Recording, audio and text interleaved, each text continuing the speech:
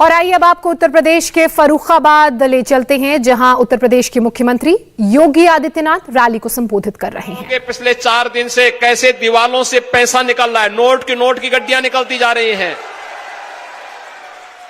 ये इन लोगों ने गरीबों का जो पैसा पिछली सरकारों के समय छुपा करके रखा था, अब समझ में आया होगा कि बबुआ क्यों नोटबंदी का विरोध करता था।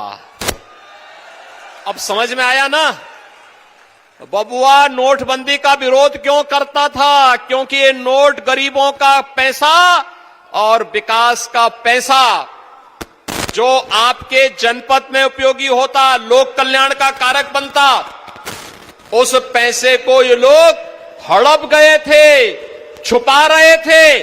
आज उस पैसे को हम लोग फिर से निकाल रहे हैं और फिर उसको विकास के कार्यों में लगवाएंगे। भाइयों बहनों, मुझे एक बात तो आपको बतानी है, कांग्रेस ने इस देश के अंदर सर्वाधिक समय तक शासन किया, लेकिन शासन किस रूप में कर रही थी। आज आपने कांग्रेस का आपने महाराष्ट्र एटीएस का एक बयान देखा होगा। उस समय कैसे भारतीय जनता पार्टी के कार्यकर्ताओं को, नेताओं को, राष्ट्रीय स्वयंसेवक संघ के नेताओं को, हिंदू नेताओं को कैसे लोग झूठे मुकदमों में फंसाने का कार्य कर रहे थे। आपने मालेगांव विस्फोट के मामले में देखा होगा। कांग्रेस की शरारत देश के खिलाफ एक अपराध है और कांग्रेस के लोगों को इसके लिए माफी मांगनी चाहिए देश की जनता से। आतंकवादियों को प्रेरित और पोषित करने वाली ये कांग्रेस देश के साथ कैसे खिलवाड़ कर रही है, ये किसी से छुपा हुआ नहीं है। पहले जब सत्ता में थे तब उन आतंकियों को प्रेरित और प्रोत्साहित करते थे और हिंदू संगठनों पर झूठे मुकदमे दर्ज करते थे। और आज जब सत्ता के बाहर हैं तो हर उस कार्य का विरोध करते हैं जो कार्य जनता के हित के लिए हो।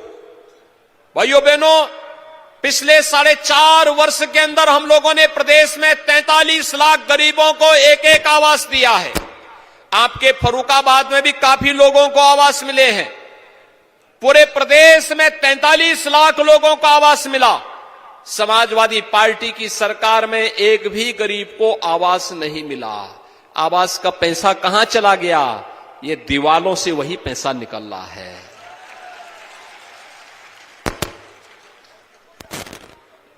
पिछले 4.5 वर्ष में भारतीय जनता पार्टी की सरकार ने 2 करोड़ 61 लाख लोगों को, परिवारों को एक शौचालय बना करके दिया। 58,000 ग्राम पंचायतों में सामुदायिक शौचालय बनाया। शहरों में भी पर्याप्त मात्रा में सामुदायिक शौचालय बनाए और सामुदायिक शौचालय को भी महिला स्वयंसेवी समूह को देकर के हर गांव में एक महिला स्वयंसेवी समूह से कहा, किसी एक निराश्रित महिला को इसके साथ जोड़िए। सरकार हर महीने उसे 9,000 रुपए देगी इसकी देखभाल और रख रखाव के लिए।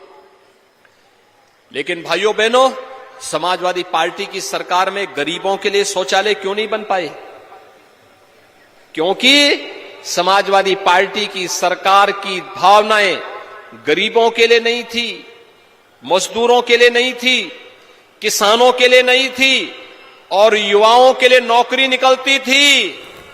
इंडिया टीवी हर वक्त हर जगह डाउनलोड करने के लिए सर्च करें India TV news Google play store या ऐप स्टोर पर।